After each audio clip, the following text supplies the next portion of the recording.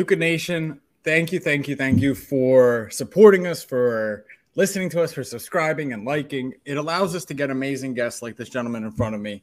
If you guys haven't listened, today's episode, I'll try to be a little different because we've had Gary on. It was right around 18 months ago, a year and a half ago. So October of 2020. I can't believe it's been that long. Episode 98. So go back and listen to that. I started that one with Breakfast Club, where's the hobby going, all that stuff. I want to flip it today. Gary, you run a 1,000-person media company, the Mad Men of today. You're building 2,000. Wow, okay. VeeFriends, you're building that out, which is like the Walt Disney of its own craft of 2022. Cards, you have all these things. What's top of mind for you? What are you working on? What's important to you for, our record listeners, 2,000 listeners every day? Share a little bit.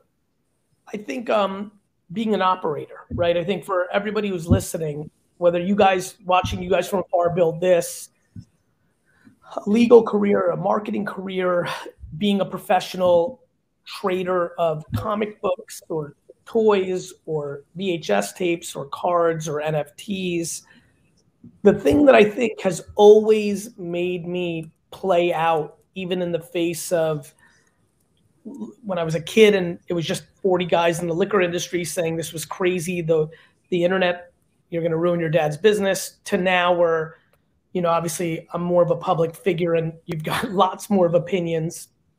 It's always been the same thing, which is, and Andrew, you have a little bit more context to this because we got the luxury of working together. I'm an actual operator. Like, people are very confused. I mean, I'm sure you remember people would come to the office to meet me if they were like an influencer or a person of interest that we wanted to do some business with in some of the VaynerX world. And like, literally people would come up here and they'd be like, what is this? They would be like confused that I was actually a businessman. So what is top of mind in a business profession? It's to be a great operator.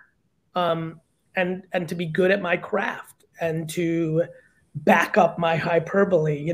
One of the things that I think makes me out and about is that confidence level that I can see it through, right? So I think right now, VaynerX, back to that 1,000, 2,000 thing, I think we're at like 1,700 with like 600 job openings. So, even, if we can hire fast enough, we can get to that 2,000. And then VeeFriends is just, a very, very big business. Right now I'm running 2 very, very big businesses, and I'm proud of that. By the way, I've been to your office to meet you, not as an influencer, but I did say, "What is this?" But only as a seller of Derek Jeter gold rookie cards early in the game. Jeter and Clay and a bunch of, but I did say, "Wow, what is this?" Because it was an office, but my childhood brain threw up in an office. And by the way, I think that gives some interesting insight into the man and kind of how you think, right? I mean, the cycles kind of continue, right? I mean, look, if you watch it, look what Gary has behind him right now. I mean, you're not going to find this in many offices in the city. It's crazy stuff. I think, I love this stuff. Like, it's just really fun to when you love what you do, it makes it a lot easier. But, I think the thing that I'm comfortable in my own skin, I love what I do, but knowing the kind of listener that you have, or making an assumption based on what I see, if you get better at your craft, you win. If you get more educated, you try harder, you do more. From a sports card standpoint, I've always been most impressed with the kids and the grownups that go to the National or Dallas or some of the bigger shows, and they work that dollar box. Like, that fires, like, you don't even understand. Like, I don't give a fuck about, well, I do, but I get less excited about the flashy big deals, the expensive stuff, the great auctions that happen. For, back to being passionate about how I came up, when I hear people crush those $1 and $5 boxes, I respect that. I love that. Like I wish I was 16 again in the game, because I would learn how to be a great grader by my eye, so that I could go to shows, buy raw, and be very good at getting the right 9, 5, 10s. There's so much arbitrage in so many places. And so, and then to really go through it, I'm really trying to, unlike being a collector, when you're an operator, there's a difference. So going through sports cards the last 5 years, I'm a collector. So you have to kind of like collect in a manner that ups and downs. So I always bet with money I can buy things I really believe in, try to hold my breath for a 10 or 15-year window because you can't control the short term. With VeeFriends, the same thing's about to happen with NFTs. A lot of things are going to crash. What's exciting about VeeFriends for me is I'm not on the collector side. I'm on the operation side. So I'm spending a lot of time thinking about how to bring value to the holders of VeeFriends through the ups and downs of the next decade. I spend a lot of time thinking about that. I got a sommelier in VeeFriends too. Well, go ahead, Andrew. I just want to make sure you got a sommelier. I got a sommelier. Yes, I did. Let's go. When this blows up, we're gonna get you a really nice wine collection.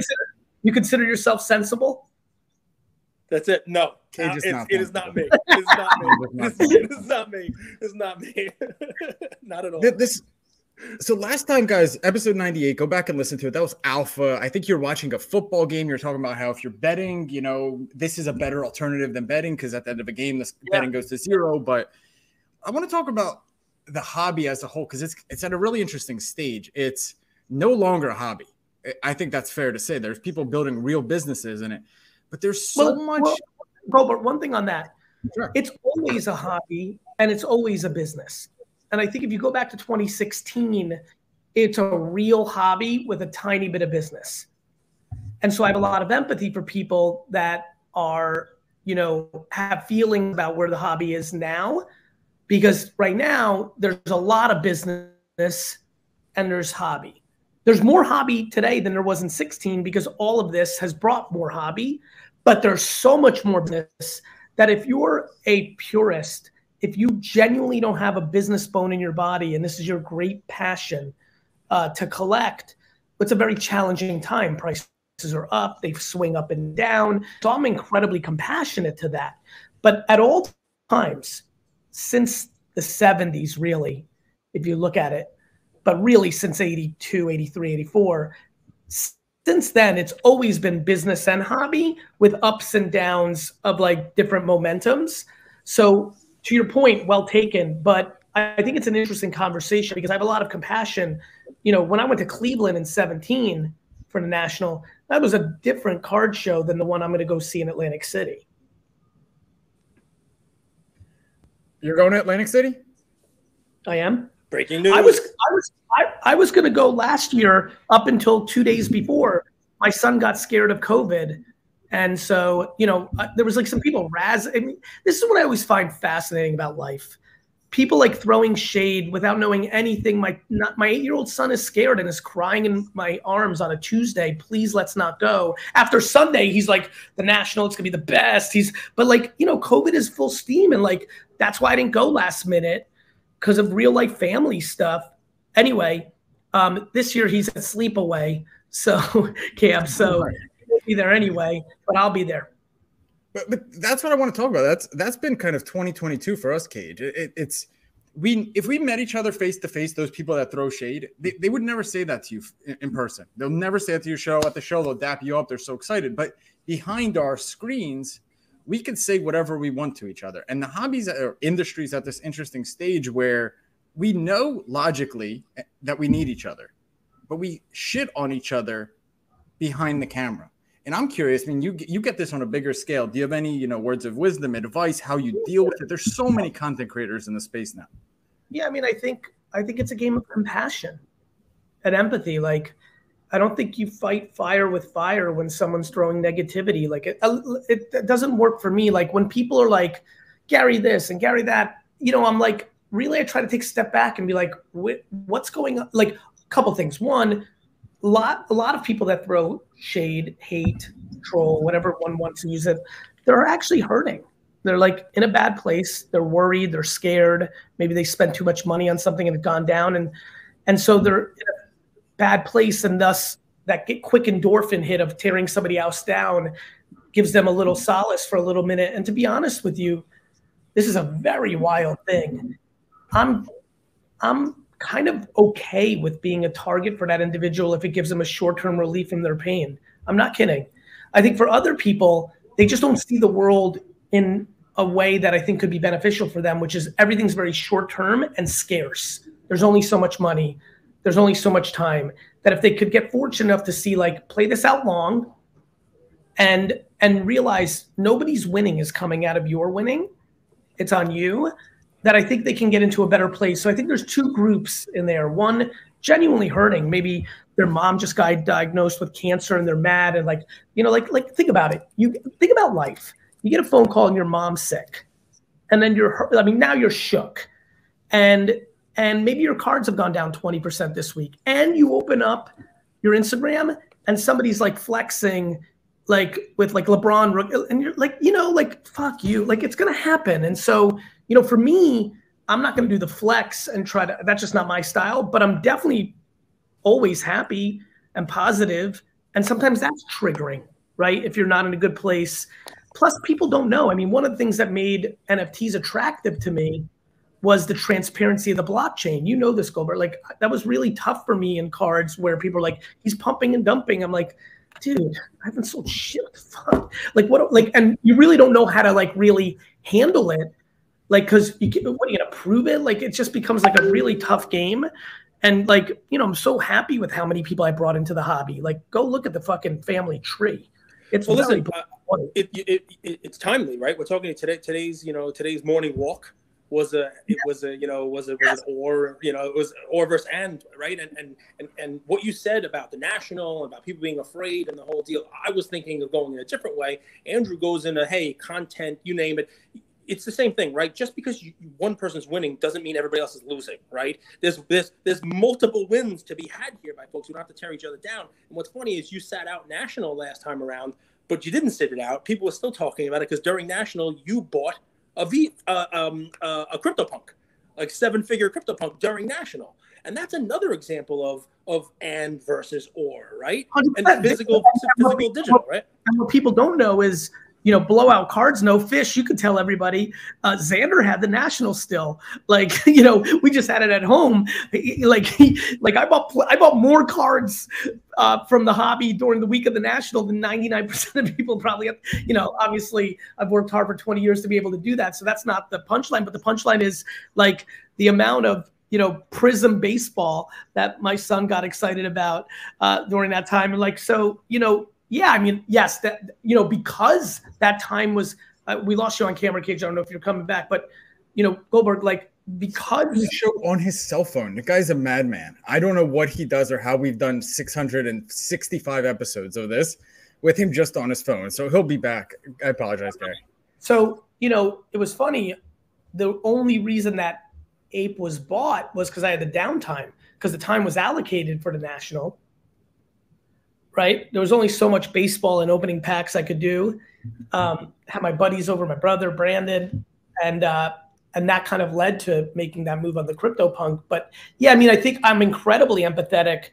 You see in sports cards, like soccer versus F1 versus basketball, you see in NFT land, Bored Ape versus Cool Cats versus World of Women versus Beat Friends. And then you very much see, you know, cards versus NFTs and vice versa.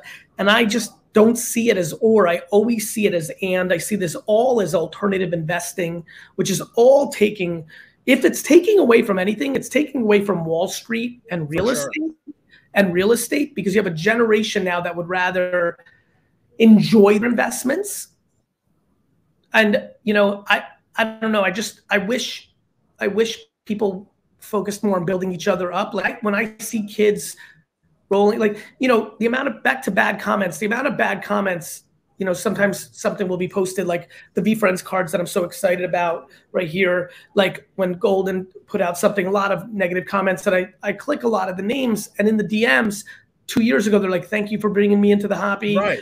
You taught me this, that. And so it's like, I get it. It becomes a mob effect. It's the momentum of the convo, but I feel very good about, like, the contributions and the interest. And listen, I'm still quietly active. And I mean, I bid on that Kobe Sports Illustrated card the other day vigorously. Whoever beat me, please email me. I'm proud of you. That was a good Kobe Sports Illustrated.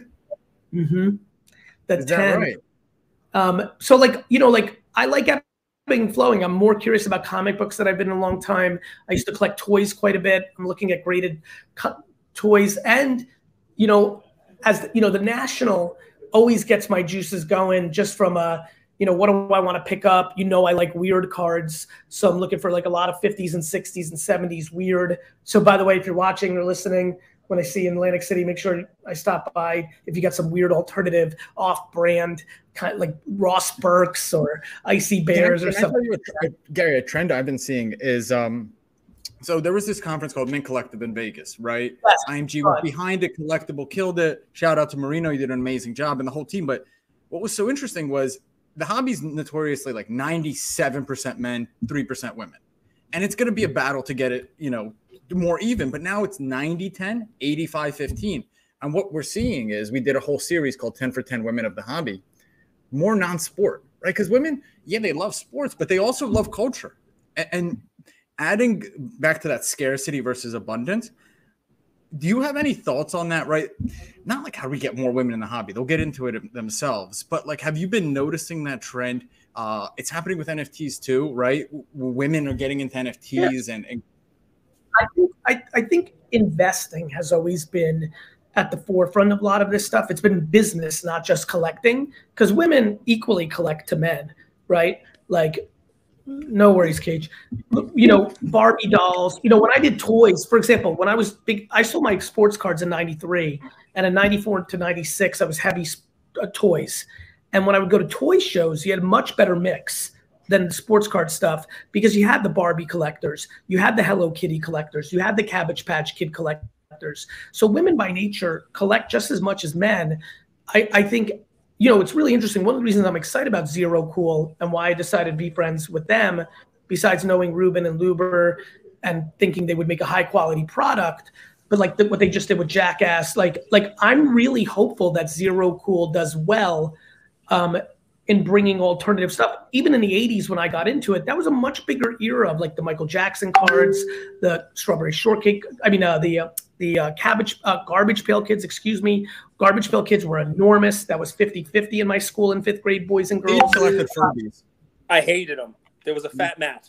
You can never live that down in elementary school. I'm sorry.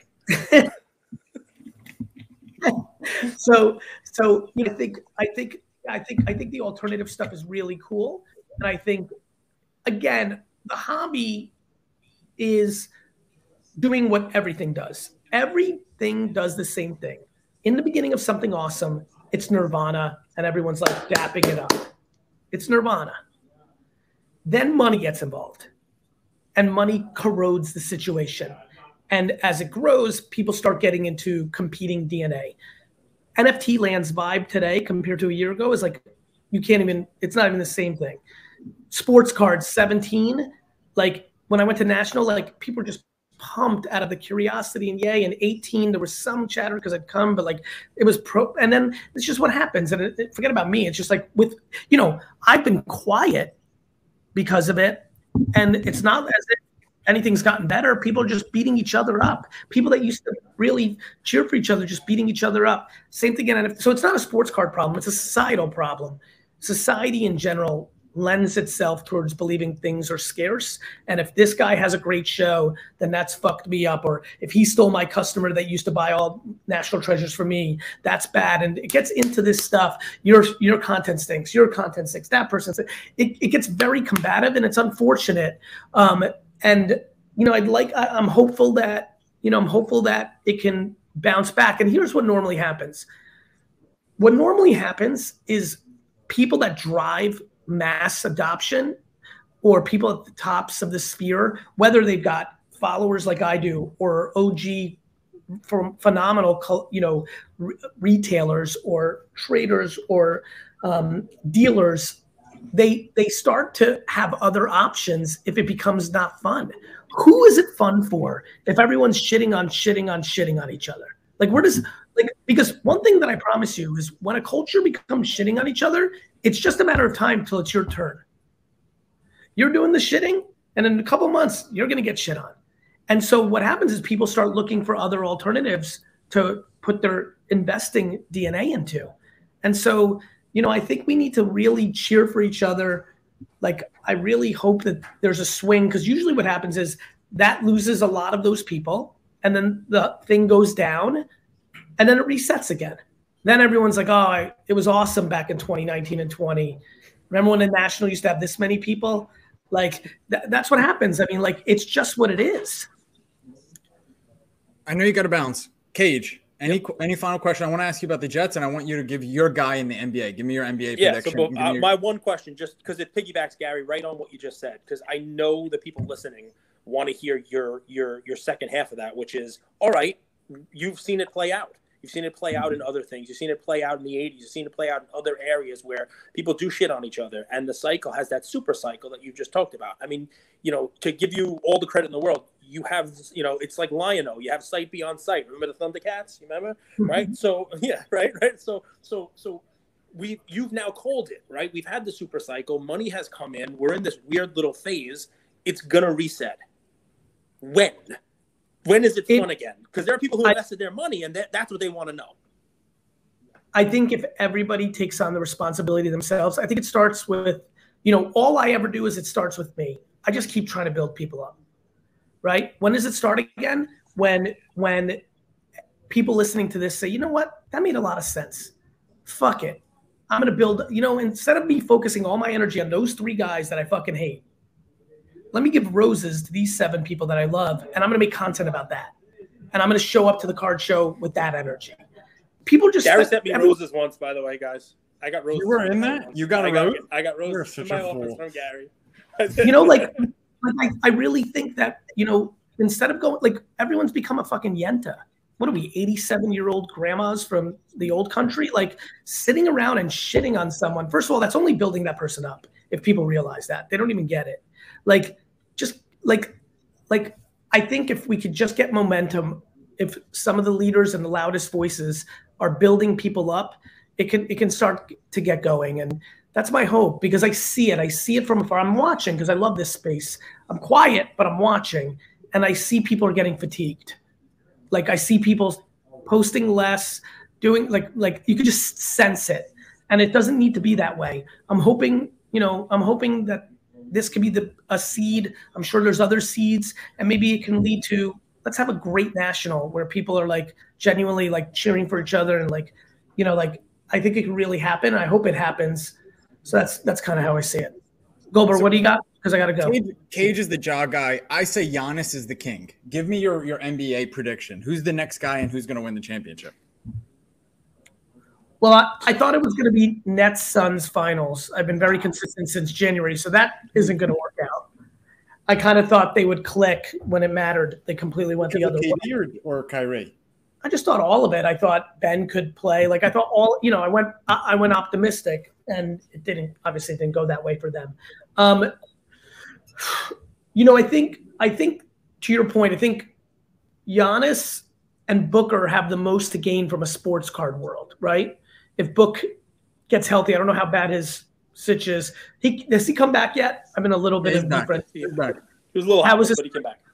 How'd he play? Not as good as my guy Mikal Bridges. He's a great player.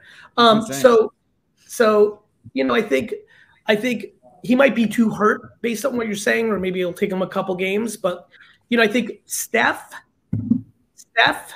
Clay. If Clay decides to get crazy in the finals and win it, I bought a bunch of Clay rookies off of Cage like very early back in the day. Steph, Clay, Booker. Even if CP3 is the MVP of a finals win, I don't think the hobby is going to go there with it. You know what I mean? So I think if you're talking hobby, Giannis, Clay, Steph, and Booker feel like the ones that have like the most to gain.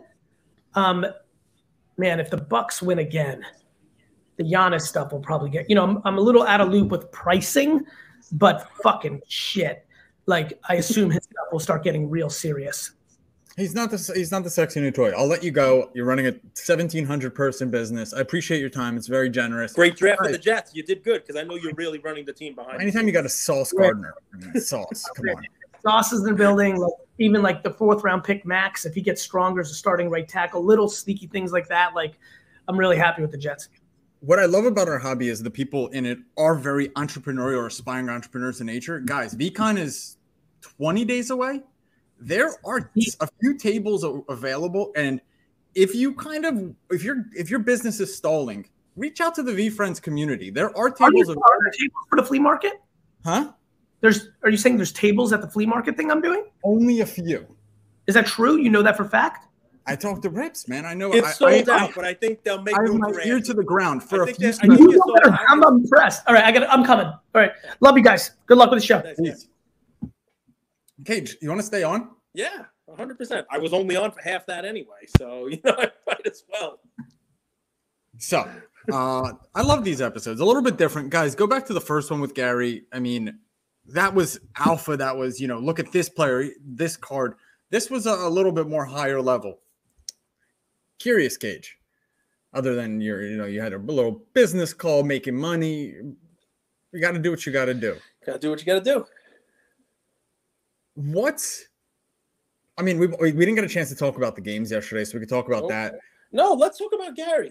Let's talk about what he said. Let's talk about what he just did there. I mean, because if you were listening, and I was only listening to half of it, the questions that I asked, because I wasn't there when you were doing your thing, it does have you thinking. I mean, it does. I mean, it has me thinking, right? I mean, I asked a question which was leading, right? Which was, what do we do to get this thing kickstarted again, right? Like, when's it going to happen was how I asked it. Which, think about that. Think about how I asked the question. It was almost like, okay, I can sit back and be passive. Gary, you tell me, do I have to wait 6 months?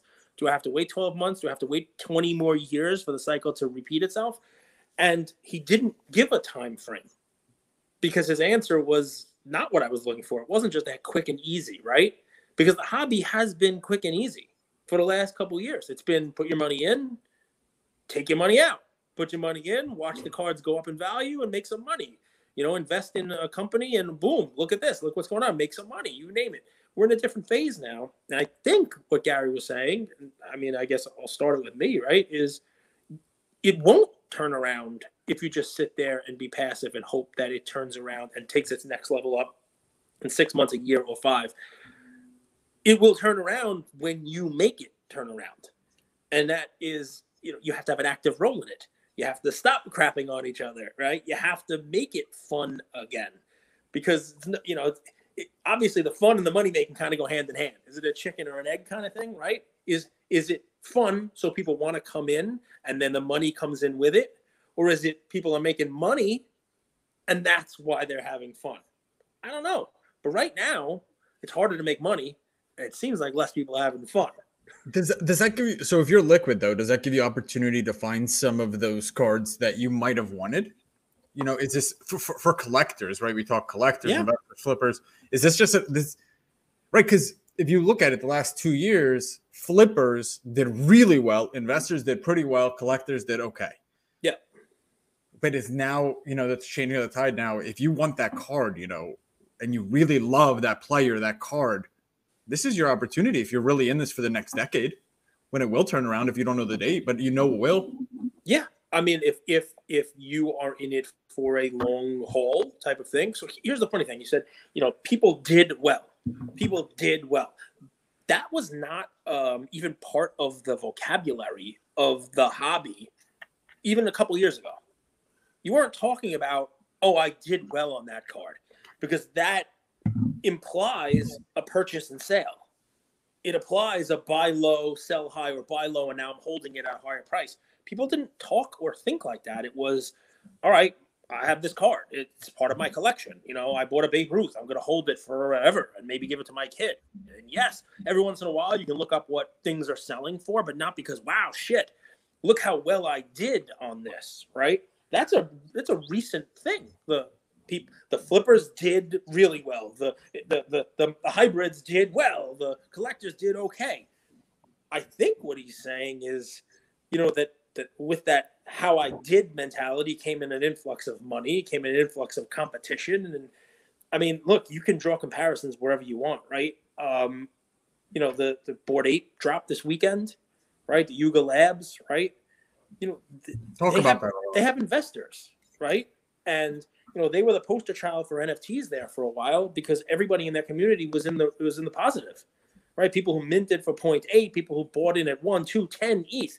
Think of all the money that they've made, right? Think of Bored Ape floor is like 150 ETH or some crazy like that. The mutants are like 40 or 50 ETH, right? The dogs, which were free, are like 10 or 12 or 15 ETH, right? So you're talking about basically if you bought into this community, right, back at $250 a year ago, right? You're sitting with,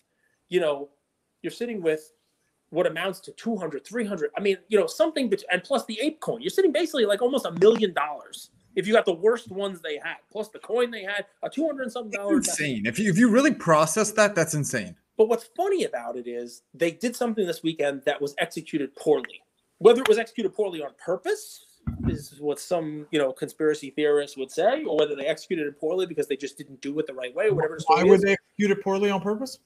Well, what ended up happening was they did this land drop. I don't want to get too crazy into NFTs because I'm making a point with that I don't want to lose people, especially not in a Gary episode, right? But why they did it poorly was they did a land drop, and it was supposed to be basically you paid for your land, but because there was so much available and so many people trying to get it at the same amount of time, the way the contract was written, obviously there was a gas war.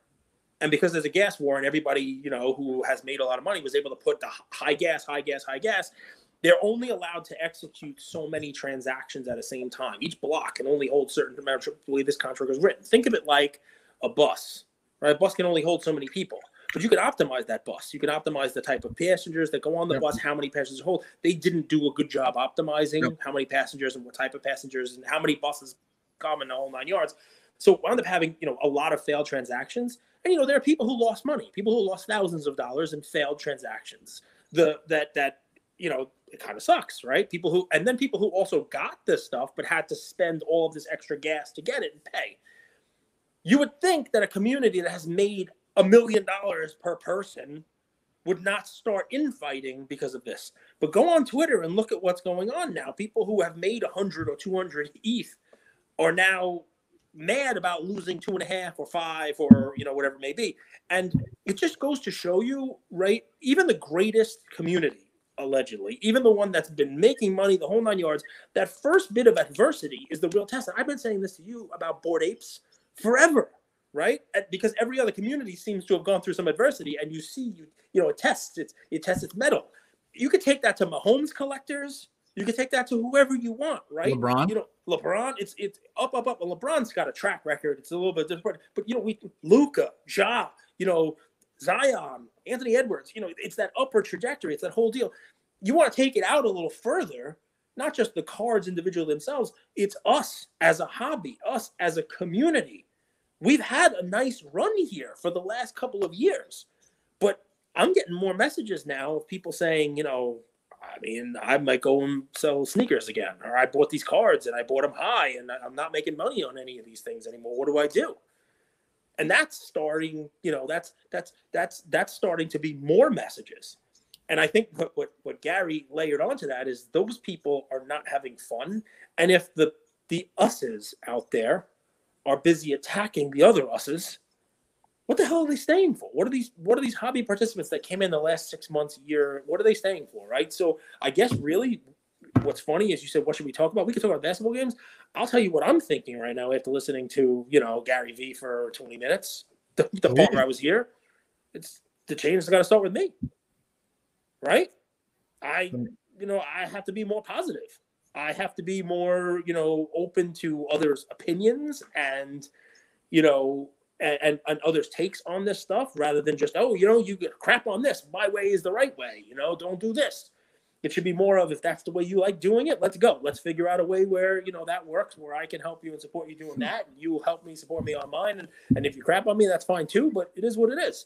But I think more of that will keep people here and grow the pie, keep this a place where people are having fun and want to stay. That's what I took.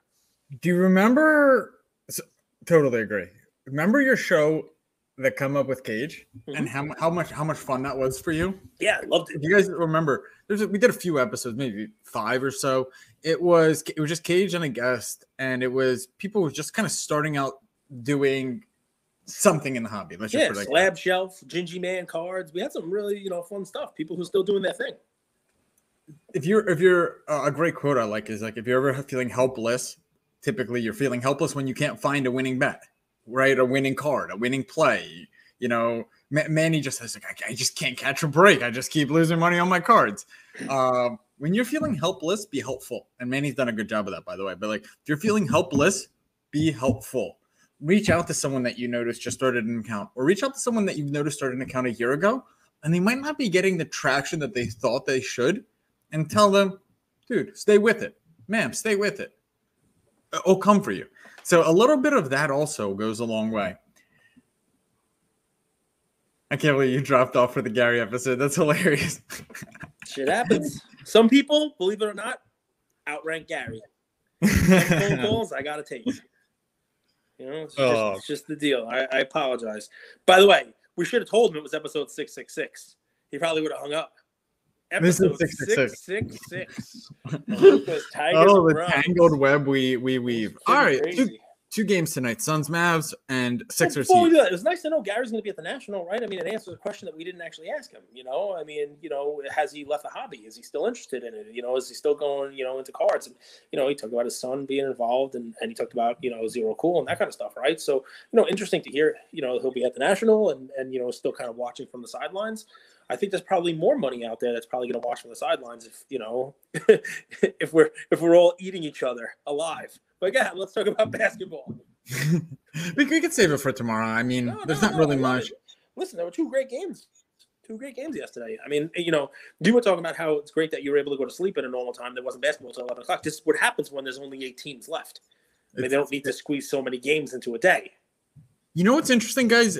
So Draymond Green has a podcast, and we're in such an interesting age, right? Like, after the game, sure, they do their media thing, but you know what he did, Cage? He recorded an episode talking about his ejection. Like, literally instantly after. He went to the hotel room, got his mic, got his channel, and he broadcasted to, I mean, probably 100,000 people have watched that since then. And we're in such an interesting new age of media. I don't agree with this take. At first, I thought it was such a harsh flagrant too, but I looked at it. He slapped him in the face, and then he horse collared him. And so he slapped him in the face and grabbed his jersey. But on the way down, and you know, it's Brandon Clark. So if there's ever been a defense of Brandon Clark, it's going to be me, right? He's cardboard irrelevant. So we'll see. He's cardboard irrelevant. He definitely is. I think I may have some of his cards at PSA. I may have a lot of his cards at PSA now that I think about it. I should stop talking about him because I might have to sell some of his stuff soon if PSA ever gets my 2020 stuff back to me. I wouldn't count on it. So yeah, I wouldn't count on it either. But so listen, the PSA backlog is actually very helpful because Ian still thinks that he's getting a Zion, green Pulsar back for PSA after 3 years, right? So, but so here's the my take on it. If you watch it, that's bad. It's a flagrant one, if you want to call it that. He slapped him in the face, and he's pulling on his jersey, right? There's no basketball move there. But on the way down, the way the ref explained it is, and he yanked him down to the ground. On the way down, he changes the jersey grab from a pull down to an attempt to pull up, right? He's attempting to hold him up so that he doesn't slam to the ground. He shouldn't be ejected for that. He didn't slam him to the ground. He slammed to the ground, was wrestling style, eject. It's a flagrant one. He slapped him in the face. He basically got 2 fouls for the price of one. He slapped him in the face and grabbed his jersey, which he did to prevent him from extending his arms and being able to follow through the basket. He prevented the basket. But you can watch it. On the way down, he's not grabbing the jersey and slamming the guy down into the ground like, Hulk Hogan. He's trying to prevent him from falling. Is this a good metaphor? So remember in high school, there used to be food fights? So, and it was always like the first person that started, they just like throw the milk like that. Yeah. So if you throw the milk and then you start a food fight, but then you're like, yo, guys, chill. Should you still be punished? I think what you're trying to, yes, if you're in it, if you're involved in the fight and you were part of you started it. Yeah. But you know who usually gets in trouble is the second person. The one who retaliates. Usually the first guy who hits and, it's like football. The linemen are kind of scuffling and scuffling. Brandon Clark didn't have a chance to retaliate because Draymond hit him twice. That's the Draymond. Well, I'm glad you didn't. Punch in the face. Horse collar. Let me say what I was thinking as that game was going on. What I was thinking while the game was going on is that the best player on the Grizzlies team was wearing stripes. That's what I was thinking as the game was going on. But then it started to even itself out. The calls were just bad on both sides of the equation. I hate it when the refs make themselves the story. They make themselves more than the game itself, which is just, people shouldn't be talking about the refs after a game is over. They should be talking about the baskets going in, the baskets not being made, the play on the court, not about what the refs did or shouldn't do. And if Draymond is coming out there, obviously for him that's the biggest story. But if Draymond's coming out there and instead of talking about Steph with a block, instead of talking about Clay missing 2 free throws, so that you guys don't think that I'm the Golden State Warrior, homer here, which I'm not. I don't own any cards of any of them, as Gary just told you. I sold all my Clays to him way too cheap. But it's, instead, what is he talking about? He's talking about his ejection. And what are we talking about? His ejection. That's crap. Talk about the game. Don't make it about you. Jaren Jackson, huge game, by the way. Because who's going to stop him? Especially with no Draymond in there, although Draymond wasn't doing a great job of stopping him anyway. How about this? I'm going to ask you a different question because people can talk about the game, the whole deal. I still think that there's a sweep. And I want your take on this, right? Ja. You watch how he plays. You watch how he plays with reckless abandon. Does that scare you at all? As somebody who watches a lot of basketball and sees the style of ball played by people who have lasted in the league for a long time, talk a little bit about Ja's style of play. So Ja's 22. We've all seen babies, right? Babies are like the most flexible, pliable. They could put like their leg behind here.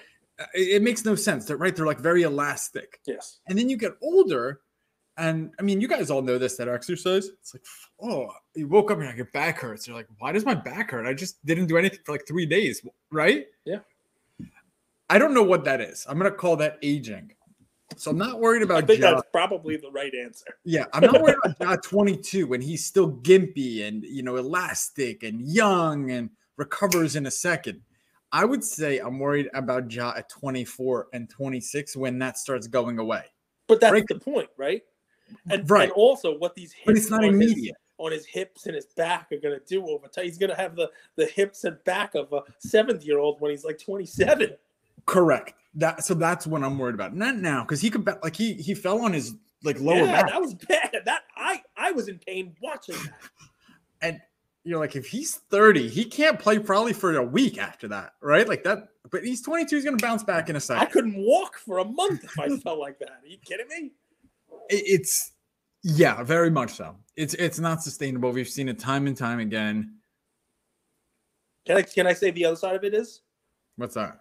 Exciting guy to watch, because when you're playing with reckless abandon like that, right? The other end of the equation is he's jumping, tall buildings in a single bound. I mean, he's dunking over people, right? So, you get to, for as long as he's able to do it, you get to watch a style of basketball, an exciting player, the likes of which you don't see that often, I think that's why. And I don't do a good job of this, but I'm trying to respect greatness. Like LeBron deserves a lot of credit for that. I mean, LeBron was Ja. I mean, he dunked on everybody in the league, right? He would go reckless abandon and get hit at the rim, but because he's bigger, stronger, broader, he kind of dished out the contact versus getting the contact. But still, to be his longevity in the league is insane. Yeah. Well, I mean, listen, and you got to hope that. With science and the advances the way they are now and the ability to spend the money that, people spend. I think LeBron spends 7 figures a year just keeping himself in shape, they say, right? With whatever kind of chambers and diet and whatever he uses. So there is a lot of that too. It's not just, cigars and beer for him like it was for the Bulls in the 90s. But you understand, what the point is there. Short-term excitement, is it sacrificing long-term availability? So, is Ja one of those guys that could be, I don't want to say Derrick Rose, but Derrick Rose? I mean, is he one of those guys? Obviously, much more exciting than Rose ever was. But, Rose had some injuries. Does Ja, with the way that he plays, is he more of a, more susceptible to injuries? And it's not a black and white. It's a probability Correct. thing, Yep. right? It's like, what are the chances? Like, what are the chances that, Trey or Curry get hurt versus Ja? I mean, Ja's up in the air way more. Curry's shooting, but he had his injuries. NHL, it's the playoffs today. Yeah, I know nothing about NHL, so we're not even going to talk about it, but I wanted to put you guys on notice. Listen, you know what I know? If you bought Austin Matthews when I said to buy Austin Matthews, you would be doing just fine. And you That can was bring the up that I weirdest play compared ever. him to James Harden. Yeah, Cage came on the show. He's like, guys, I'm gonna bring you a different type of play. You know, our people from up north, they want us to give it more hockey plays. So there's a guy, you know, I don't know a ton about his game. I know he's very good, but he dresses like Russell Westbrook. He is the So why was because I noticed him wearing what looked like a suit that was like cowhide. I remember that Russell Westbrook car, I think it was Mosaic, where he had a suit that looked like a cow. It was like black and white and, you know, that kind of stuff, you know. So, you know, that was why I said it. It was just right then and there. But dude, can he play? Let me tell you something. So, yeah, man. I mean, quick stuff. I mean, I think the Avalanche as a 1 seed, they sweep the Predators in the first round pretty easy. Nice series between the Wild and the Blues. The 2-3 always is. I think the Wild have enough to beat the Blues. You know, you got the Flames against the Stars. I think that's an easy series for the Flames to advance. You know, where the 2-3s are the fun ones, right? You get the Oilers and the Kings. You know, I think the Oilers handle the Kings. We got some fun stuff, man. You know, there's a lot of fun stuff in the hockey. I think the Panthers take care of the Capitals. There's a lot of chalk for what I am saying here. Maple Leafs Lightning might be the most exciting series. I expect that one to go 7, with the Maple Leafs outlasting them. Might have an upset with the Bruins taking out the Hurricanes. Maybe they got a chance. Rangers Penguins, fun one, always is, right? That's a tough pick. Who do we have for the Stanley Cup winner? You want to pick one? I don't even know these players or teams. All right. Well, I'm going to go with the Avalanche. The Avalanche beating the Maple Leafs. That's what I'm going to go with. All I know is Connor McDavid, if the Oilers make a run, they're going to talk about this guy. Yeah. Well, look, the Avalanche and the Panthers are the teams that have been the top 2 in the league. I'm just picking one. The Panthers could also win. I'm just picking one, you know, straight out there. So, you know, be easy pick for it, but the NHL, it never goes all chalk. Right. And, you know, the Avalanche in the Western Conference, I think it's pretty straightforward there. Right. The Flames could scare them, but they're just too good at every position. Right. I mean, that's the deal. In the Eastern Conference, right. We talked about Austin Matthews. That's your Maple Leafs. I think the Maple Leafs do enough there. You know, and what do they got for that conference? The Prince of Wales Trophy, I think they call it there. But they're not going to win a Stanley Cup because I think the Avalanche take them. Avalanche. You heard it here first. They're too much of an avalanche, man. You got to get out of the way. So you make me talk hockey. We talk a little basketball. Anything else? Baseball. The Yankees just stopped losing. They're on a little bit of a run there. It's you know, it's fun to watch. Enjoy it while it lasts. You know? Exactly. It never Enjoy lasts. It while it's it a lasts. long summer. Well, guys, listen. What I would say on this is this, right? We got to talk sports. We get to talk sports cards. There's always a call to action on these things, right? If you were similarly, you know, impacted the same way I was by Gary Vee's couple of minutes with us here, you know, if you're sitting there, you know, and you're thinking to yourself, you know, I got into this hobby, you know, a year ago or 6 months ago or, you know, 9 months ago, whatever it is, and it's not going the way that I thought it was going to go. You know, I'm kind of a little bit lost. I got these cards. I don't know what to do with. You know, I don't know my way. Send us a message. Send me a message directly. Let's chat. Let's talk about what you got into the hobby for, and let's talk about whether or not we can, you know, make it fun. Let's talk about, you know, finding a way to make it fun. And I mean, that could be, you know, from us, from a content perspective, you know, who can we have on? What kind of conversations can we have? Can maybe we talk to people who have only gotten into the hobby the last 9 months and see some of the pitfalls that they've hit? Maybe there's some shows out there that we can do that speak to, you know, that general idea, you know, that general segment of the audience. You know, can we focus a little bit more on, you know, Andrew's 75 hard, and maybe Andrew's got to give like a motivational quote every day or something like that. I can tell you guys, I am down 11 pounds. Whoa! In the last 2 weeks. Thank you, Luca Nation Fit Fam, for a little bit of motivation. The diet's going well. I have a goal. It is a aggressive goal for the national, but I'm hoping to hit it. I hope that weight loss stuff continues. You know, say it. Say the number. I'm hoping to be down 60 pounds by the Hope national. is not a strategy.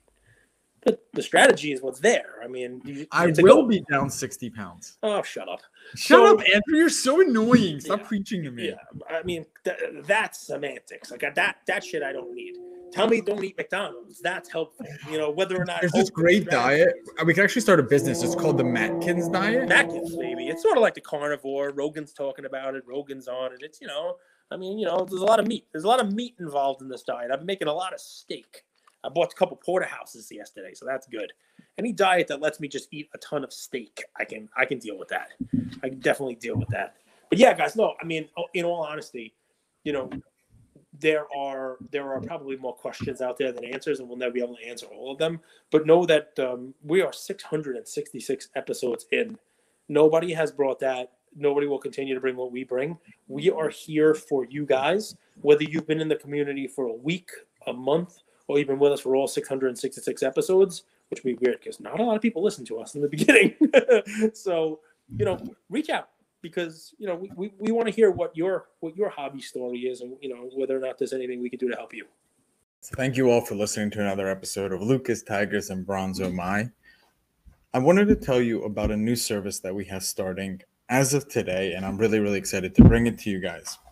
So as a part of our partnership with SGC, we got 50 free submissions every single month, and many of you have taken advantage of that.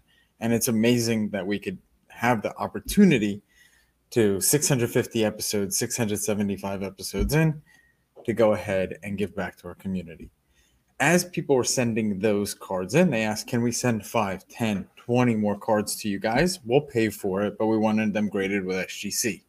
You guys know SGC is turning cards around in 13 to 14 business days, have incredible customer service, and their secondary market values are going up day after day after day. And that's exciting for the hobby and exciting for the grading landscape. So we didn't want to just rush into it. We wanted to do it right. And what we did was I relocated here to Boca Raton, Florida. I opened up a P.O. box maybe 5 minutes away from SGC, and I will be hand delivering and hand picking up the cards. So you don't have to worry about anyone else touching your cards. It will be me, and I will update you every step of the way. So here's how it's going to work. I'm going to personally pick up the cards from a P.O. box, prep them, new card saver, new penny sleeve, and deliver them to SGC every single Tuesday. Why Tuesday?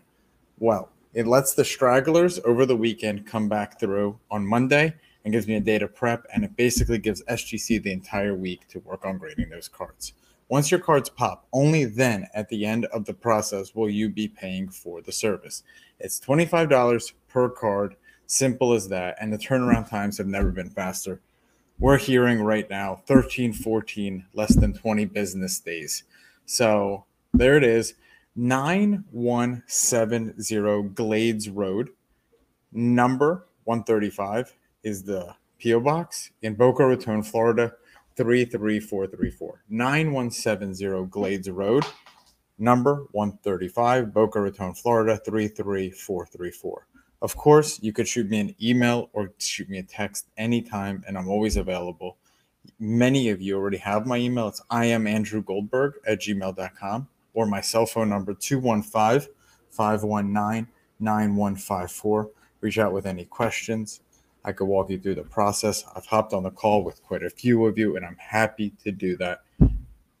Love you, Luca Nation.